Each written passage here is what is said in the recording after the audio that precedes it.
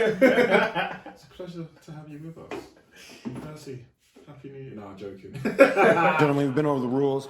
Protect yourself at all times. On the fence. I'm on the fence. We don't need to talk about we left hook from Yaoundé came and landed on him, you know, so. Yo, it's the King's Court. Happy New Year 2023. We made it, baby! We did. Here we go. It's your guy, Obasogi in the building. Yes, it's your guy, Mardi, as always. And Mr. APL still living in paradise because it's the winter months in the UK. So I'm sure he'll be back once it starts to get a bit spicy. And hopefully it snows wherever he is at some point so he can come running back and join the other Kings. But that's it. Yeah. Wow. So we're a bit late to the curve. Yeah. So we won't labour too much, but we will at the same time because we got to wrap up 2022 quite nicely. We got to give the pundits their plaudits for making the right picks. Yeah. And I've got a lot of apologies to make. I'm eating a lot of humble pie today. But I think we all are, to be honest. When we're looking at I rewatched some of the stuff I was saying this time last year. I'm going to keep it very humble this time around. I made some wild claims. So first and foremost, I want to put a public apology out there to Leon Rocky Edwards. I apologise profusely.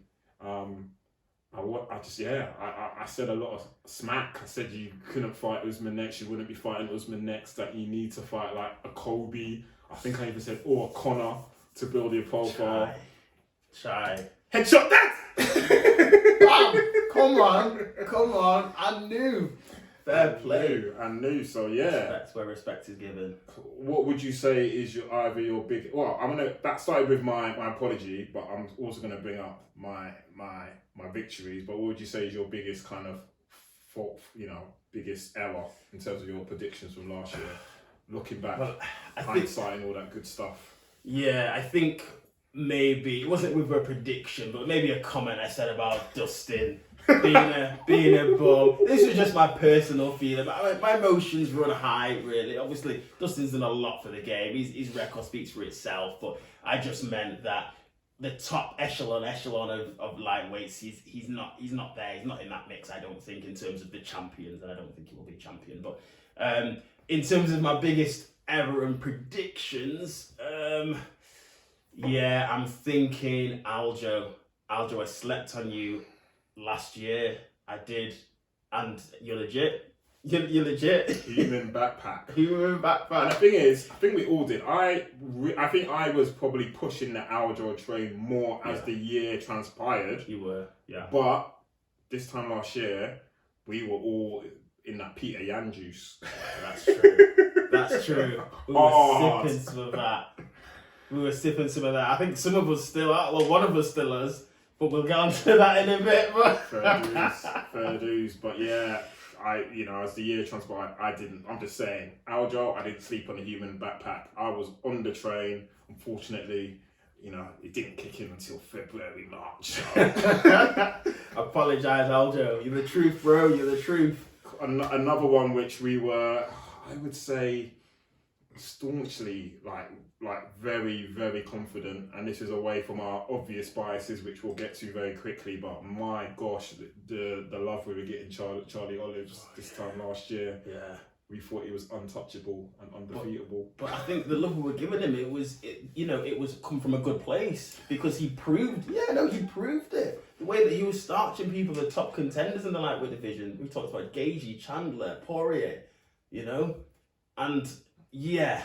I think he bit off a little bit more than he can chew with Islam, and Islam is second coming of Khabib, really. So, and since you brought up Islam, obviously none of us did APL call him out as champion for 2022? No, he was MIA for that. How convenient.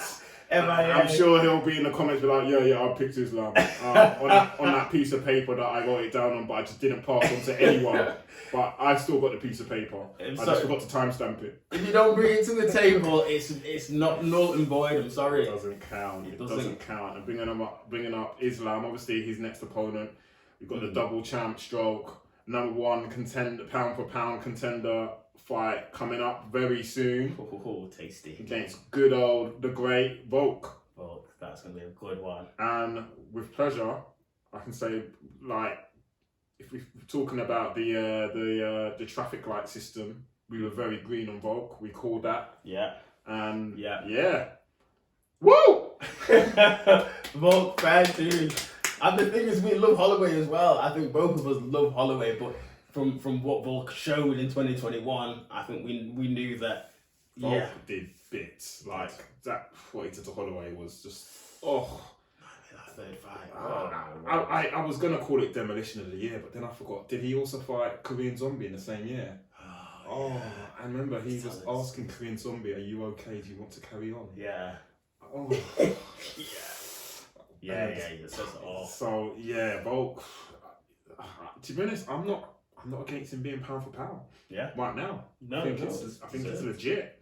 And in terms of against Islam, I just don't want to sleep on Volk because I was saying it all last year. The more you sleep on him, the more he's just like, say something, and with conviction. That's it. It's not like just close. No, he's separated himself from the pack, and and anyway, we'll talk about that in a bit more detail as well. What's coming up, yeah. Obviously, and then we're gonna go into, I would call it the morning section, as in morning for all Nigerians in the building, where again we with our chest, we were like, Nigerian they carry last. We were all hyping it up. Yeah. Start with Headshot Black, Headshot Dead. Wow. And if we had to talk about a comeback of 2022, for me, it's got to be Leon Edwards against Usman. Yeah, comeback, and for me, a KO of the year as well. For what it meant. See, I don't want to get on the hype train of calling it KO of the year because I think it's cleaned up in like all the main like media awards as KO of the year. I happily give it comeback of the year, like by far.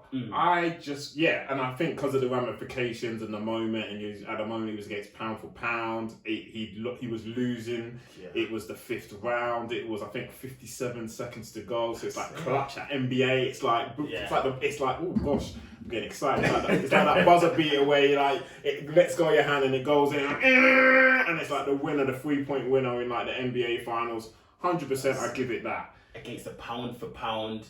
The one that we actually thought was unstoppable all last year. True. Well, last year and the year before. I mean, the record speaks for itself. Usman's record. He was on that pinnacle of greatness had he got through that fight. In terms of like, everyone would have just said, greatest ever. The streak, the winning streak he'd been on. Yeah. All those title defenses would have just separated him from everybody in the UFC, past and present. That's true. Yeah. So it was a big moment. But I think we'll definitely try and circle back and touch on our kind of KOs of the year. It's up there for me, for sure. For me, it's up there. I just think like I really liked like the Whaley one.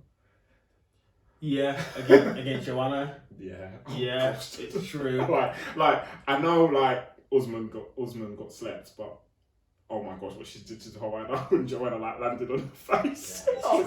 In terms of like. That was bad. Oh, especially considering how close that first fight was. Yeah. And how we just thought it was going to be a repeat of that. For her to actually like starch her like that. Yeah. Separate her. And like, let's retire her. She retired her. Literally like, in the ring. ring. Retired. She's like, I'm done. Yeah. Like that for me was a massive moment. It is. That was a massive passing of the torch, and it like again in that division. For me, it made Whaley the best female fighter of the year. Yeah. Oh, yeah. Fully agree with that. Yeah, fully agree with that. So again, it's about moments. I just think, when I went back and rewatched it, I was like, you know what? Leon's is amazing, but this is something as well, you know? Don't sleep on it. It's true, but then again, you have, what's his name? Chandler's against Ferguson. Oh, that's up there. Molly's, that might be my top 3. Molly's that might be my top 3. That might be the top 3. Like, for me, just again, it will be about determining the order. For me, it was the Leon headshot, definitely the Whaley one, and was the one you just said that, the Chandler to Fergie. No, I'm not putting Molly's in there. Molly's was dirty, to be honest. Molly's was dirty. It was nasty. I prefer Whaley's. Yeah, I prefer Whaley's. Obviously, but that's definitely a discussion. So we had Usman, and we'll get to what the ramifications of like that London card. That's a lot, and then obviously we had the ancestors, Pereira and his ancestors just came out of nowhere in terms of like this time last year. And actually on the rewatch, I did hype up Pereira. I did go, oh, there's this guy, this Brazilian guy who has beaten Izzy in kickboxing. He's just signed with the UFC. He's coming up. This could be the fresh meat that Izzy needs. True. And that was the caveat. We weren't totally blinded by our bias. By our bias, even though it sounded like we were sort of thing. And we did. To be honest, we did acknowledge Pereira's power. We did acknowledge it, and as a real threat. We started as the card came closer. We started to get more nervous. We started to say, "What if?" Especially after what happened to Usman. Yeah, but the PTSD was strong at that point after what happened with Usman, for sure. I remember going into that preview, Izzy Pereira. I think I had the shakes. I think I wasn't all there. You know, I was just I was still reeling over the Usman defeat. But yeah, Pereira. Fair play. If they fight again, it's almost one of those ones that I'm scared to say it, but if they fight 10 times, I think he wins 9. I think he's just got his number. And I'm not saying he's going to be undefeated this year. I just think in terms of that beef, I don't know how Izzy beats him. I mean, I fully understand and I fully get you. It's true. It's like whatever Izzy does, like he was bullying him, he was battering him. Really, I think he was up. For me, it was three rounds to 1 going into the 5th, and and it's just that Midas touch. It's just that equalizer that he has. But then again, we saw something that we did see it in kickboxing as well. Izzy's power and Izzy's time and his speed, and he was nearly getting him out in that round 1. And everyone round 1. Another 5-10 seconds, bro. He's putting him to sleep. It's true. It's very true. Shoulda, woulda, coulda. Don't matter in this business. Yeah. No, 100%, and that will. Yeah, it's gonna be the fight this year in terms of in the middleweight division. It's gonna be the fight. I think it's gonna happen again, and I'm not gonna hold my breath, and I won't be putting any bets down. Obviously, I will be putting predictions down, but we never know. And then the division, aka APL in the WhatsApp group has named his division Nobody Cares. Wow. Savage. Wow. And I'm referencing the light heavyweight division. Yeah. Do you know, I still feel a little bit wobbed because we both went Yuri. Yeah. Like, big star. Yeah, we did. And I feel like, and you've got this in amber, and I think, it's not a red, it's not a stop. It's not like we got it wrong. No. We were just unlucky. Exactly. But obviously, but do you know what? In terms of end of this year, I reckon he'll win it. Yeah. Okay, he'll come back, and I reckon because he's just the samurai that he is, whoever's got the belt, he's just going to be like, I don't need a warm-up fight. Put me up against him. Yeah. And I just think he'll just to claim back what's his. Yeah. What never lost in my eyes. Yeah. He is the future of that division. Although, again, can't sleep on Jamal Hill. Exactly, it's true. And he's got his chance in Brazil. He's got a chance out of nowhere. Yeah. Literally out of nowhere. Ask Anthony Smith. Yeah. My guy. Live on ESPN. Before they were about to talk. He said he got told 10 seconds before. That's it. By the producer. Some producer had a heart and just went, oh, you're about to get told this. Your fight is off, basically. Yeah. The guy you're about to fight is getting a title shot. Wow. What a wow. Nuts. Absolute crazy, yeah. And then heavyweight, just I feel like that division just stalled. Yeah. I feel like it's not that far off light heavyweight. Obviously, it isn't quite there. Yeah. We have a champion. We have a leader. It's champion true. Didn't fight this year. He fought once last year. That's the first UFC numbered card against Garn. Okay. That's the only fight. Yeah. Gosh. All right, gentlemen, we've been over the rules. Protect yourself at all times. On the fence. I'm on the fence. We don't need to talk about Left hook from Yaounde came and landed on him, so